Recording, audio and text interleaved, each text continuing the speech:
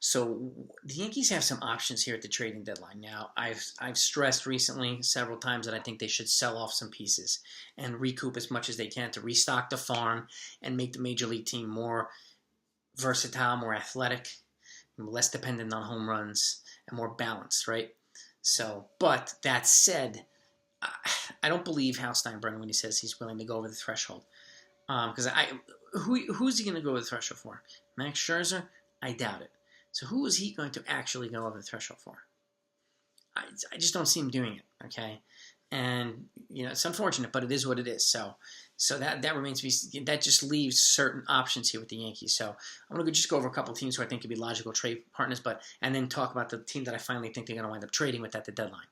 First logical trade partner to me is the Pittsburgh Pirates. Obviously, I've talked about it, and this is a perfect opportunity for a multiplayer trade. The only one I would do personally would be like a Rich Rodriguez and a Brian Reynolds trade. That's a blockbuster. I wouldn't do Rich Reynolds and Adam Frazier, even though I like Adam Frazier. He could be valuable, but we'd have to revisit that again in 2023 to bring in another guy like him. I want to lock up positions long term here. And Brian Reynolds is one of the better, multi-positional utility players out there. He's 26. And he's 25 actually. He's under team control until 2026, so he's got plenty of team control, and he's a good player. He's a switch hitter, doesn't strike out a lot, and Rich Rodriguez brings that elite bullpen arm that they desperately need right now. With O'Day injury prone right now, and Britton being injury prone, and both of them just coming back, and Justin Wilson just coming back, and Chapman just being completely out there right now. He's just lost. Personally, and I think he should be, and it has to be with his consent. That's a rule because he's a 10-5 player, but he can be sent down, but he has to consent to it. Okay, if he doesn't, then consent to it, then they either have to trade him, release him, or just keep him on the roster.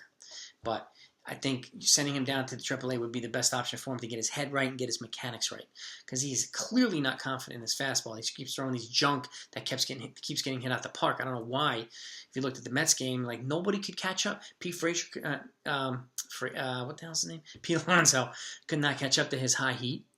He was getting blown by. I mean, nobody could catch up to his high heat. And what's he do? He starts throwing this junk slider, and he blows the save. Just like he threw that same off-speed pitch to Walsh, who hit the game-tying grand slam against the Angels in Yankee Stadium last week. So, Pirates to me line up as a logical fit. Okay, for a multiplayer addressing pitching and hitting.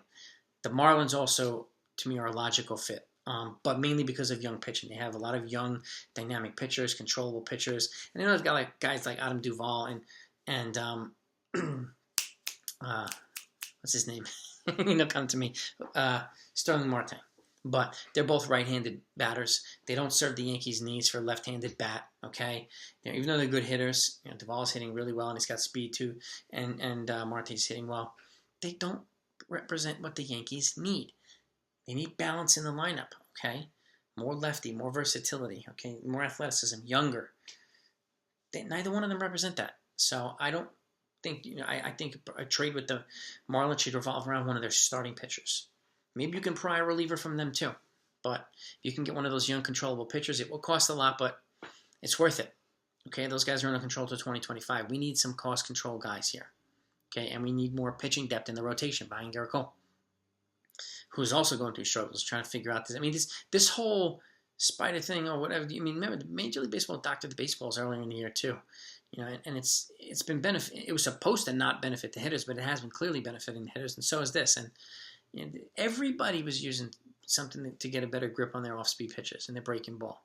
And now it's not working, and you see the difference between a lot of pitchers, power pitchers especially. So hitters have the advantage right now, and we'll see what they're going to do, moving forward. But that's the rule right now, so it's got to be that way. But one of those young pitchers, and they've got 3 or 4 of them, would be a nice addition to their rotation. So they line up to me as another logical fit.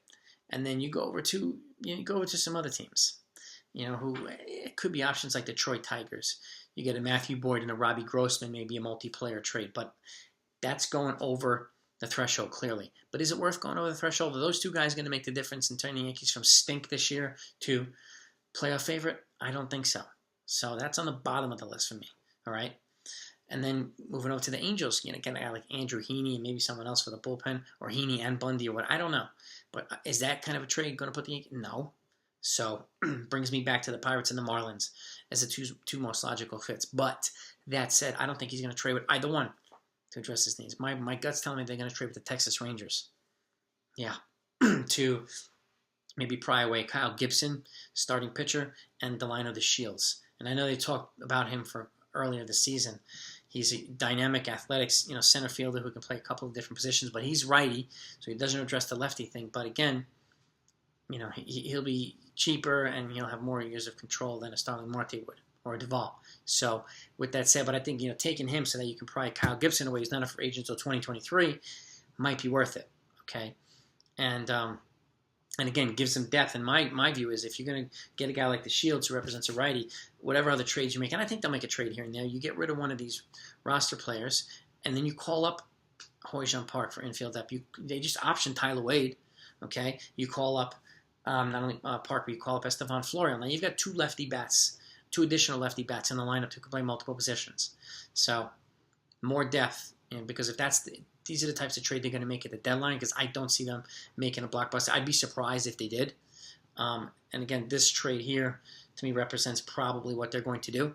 And that's going to be kind of my prediction. I will give my official predictions a week before the deadline. So that'll come out in a couple weeks. And that'll be for everybody.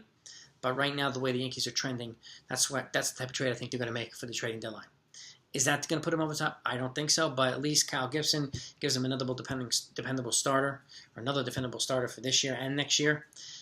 Personally, I would not be bringing back Corey Kluber, even though he's great, but he's too injury prone, and it's way too much money. $11 million for not even half a season. And even though he's threw no hitter, which was awesome, I just can't do it. Can't do it. So that's the type of trade I think they're going to make. And, if you get a Cole in there, you get a Gibson, then you have Montgomery, who's kind of solidified himself as the number 3 now. And then you have Herman, and then you have, I don't know who the 5th, Tyone. And that'll be the 5, unless they make some type of other move or trade. So, but, let me know what you think. Again, at the end, those are my logical fits, the two most logical being Pittsburgh and Miami. And then Texas being probably the team that they're going to actually work with, even though it's not the most ideal place. But again, I've been disappointed so many times at the trade deadline by the Yankees, and that's what I think they're going to do. So hopefully it has a significant impact if they actually do it, but that remains to be seen. So you let me know what you think. Who do you think they're going to trade with? Who do you think they should trade with? Put them all in the description below. I want to know what you're thinking, what's your thoughts, and your insights and stuff. So we'll be doing a recap tonight. The Yankees are in Seattle now to play the Mariners. Big, tough test, so talk to you tomorrow.